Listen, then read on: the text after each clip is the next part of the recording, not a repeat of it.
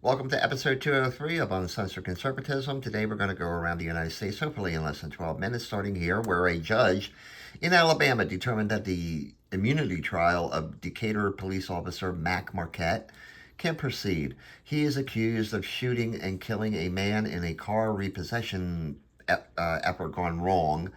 I think he discharged 20 bullets. Did I mention Marquette is white and the victim is black? Uh-oh. Arkansas Governor Sarah Huckabee Sanders signed legislation allowing executions by use of nitrogen gas, making Arkansas the fifth state to approve this method of execution. The state currently has 25 people on death row. A wildfire has closed Highway 1, the only highway to the Florida Keys. Smoke snarled the highway and traffic interfered with firefighter operations in the area. And no, it is not climate change. Florida, not exactly known for a lack of rain, is in its annual dry season, and that's the cause. Okay? Good old Fannie Willis in Georgia. A judge ordered her to pay $54,000 in legal fees to, get this one, a lawyer for Michael Roman, one of 18 people she indicted along with Donald Trump in 2023. It seems this bitch violated the state's open records law. Now, several people showed up in South Carolina for the vigil of Walter, an alligator who took up residence in a pond near an apartment complex 10 years ago. Walter was killed after several complaints over the previous week. I mean, they could have just caught him and thrown him into the wild. But anyway, neighbors said children and pets could walk casually by the reptile. Whatever. Well, who didn't see this coming? It seems that California's Medicare program, Medi-Cal, is $6.2 billion in a hole after they decided to cover illegal immigrants in the program. That's an estimated 15 million illegal immigrants added to the Medicaid rolls. So way to go there, Governor Newsom. That could be worse because in neighboring Oregon, it seems they also have a funding problem for roads. Oregon is a really green state, and they love their electric vehicles, which don't use gas.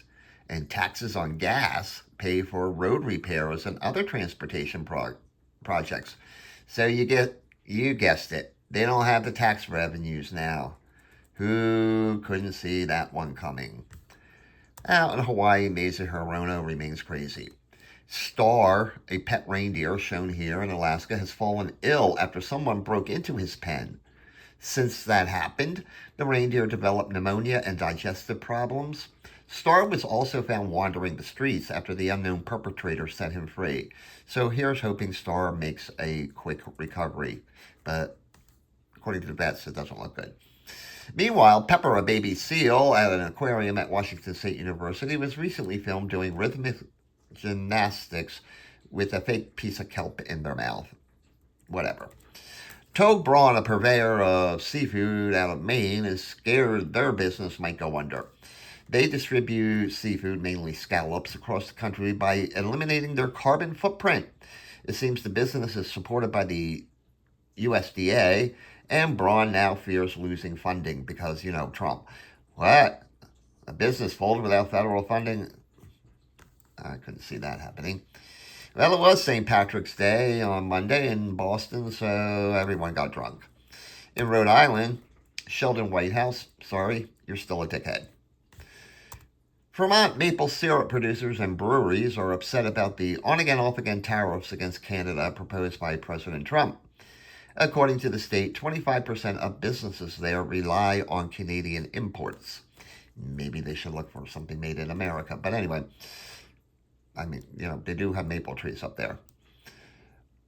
Republican lawmakers in Kentucky advanced a bill to protect so-called transgender conversion therapy, which is basically talking common sense into some mixed-up kids. The bill would also ban Medicaid funding for transgender-affirming care. Yeah, Missouri, you're just boring. A truck overturned in Albemarle County in Virginia on an exit ramp and managed to spill its entire contents of loose corn kernels. Police managed to clean up the mess by hiring 1,300 chickens to eat the kernels.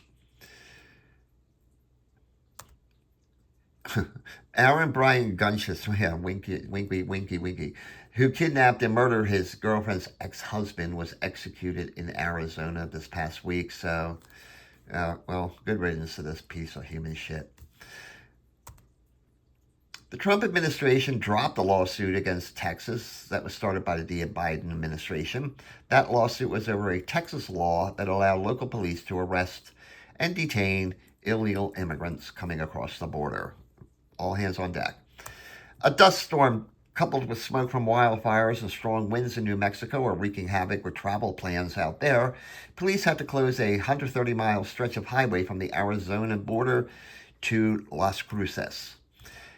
A kitten stuck on a Las Vegas, Nevada overpass for 3 weeks was finally rescued from its predicament when concerned citizens and a local electric company, Helix Electric, managed to get the little guy down. Now named Helix because, of course, the kitten was dehydrated and hungry, but otherwise fine.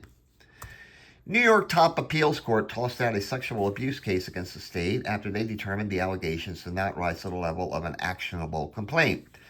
Child advocates claim the law makes it difficult for youngsters to recall details of traumatic experiences. Whatever, that's their law. The Trump administration suspended $175 million in federal funding over allowing a swimmer named Call Me Leah Thomas to participate in the women's category. But the administration claims the university continues to violate Title IX, but that these particular cuts are unrelated to Leah Thomas. So anyway, 2 more pieces of human shit in West Virginia got their comeuppance when they were sent to jail for 215 years and 160 years, respectively. The couple was convicted of human trafficking, forced child labor, child abuse, and neglect. The white couple, originally from Minnesota, adopted 5 black children and then moved to West Virginia. They deserve everything they got. In Delaware, Congressperson Call Me Sarah McBride remains one ugly fucking man. A New Jersey man found 10 bottles of whiskey that washed up on the beach while walking his dog. What makes this interesting is that the bottles likely date back to the time of Prohibition, when bootleggers may have lost their load offshore and it just washed up almost a century later. Illinois decided to redesign their state flag, so they came up with 7 designs, one of which was the current flag design, and the winner is the current flag.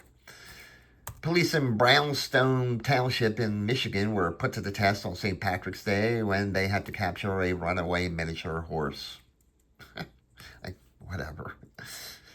Republican Minnesota State Senator Justin Eichhorn was arrested in a sting operation for soliciting underage sex. When arrested, he had 2 cell phones, $129 in cash, and a condom for the planned tryst with a supposed 17-year-old. To Catch a Predator comes to mind. An appeals court in Ohio blocked enforcement of that state's law banning gender-affirming care for minors.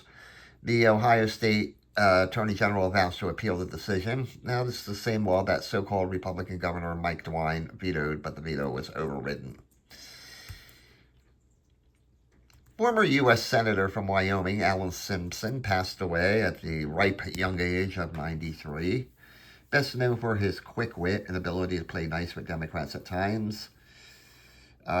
He was fond of saying there's 2 parties in America, the evil party and the stupid party. The Democrats are the evil party, and I'm with the stupid party. Maybe. All right, so people in Colorado might just be smoking too much pot these days, as doctors are warning residents not to mistake eye drops for glue after an uptick in reported eyes being glued. Seriously, this is a problem. Doctors are warning people to read the labels first. I mean, seriously, this is a problem. We're talking about, glue for your eyelashes or your fake nails or whatever, which I guess is affecting the African-American population out there.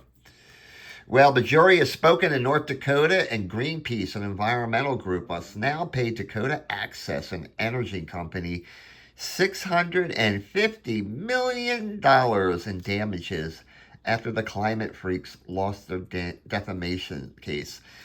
They also vandalized things and left something like over a ton of trash with their protests. So not very nice for the environment there.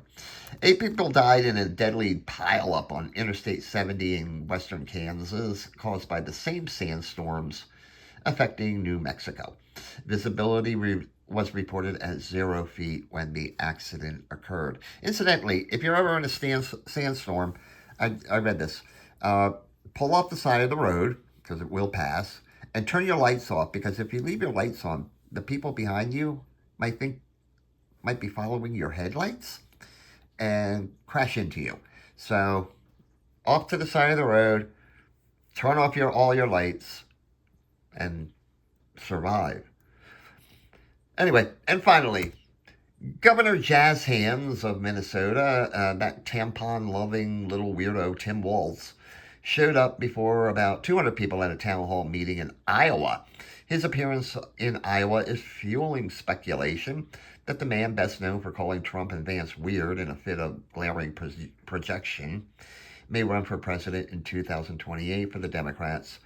Republicans and conservatives can only hope this occurs. Geez, what a real fucking weirdo. I mean, come on. Anyway, that's it. Have a great day and a more pleasant tomorrow.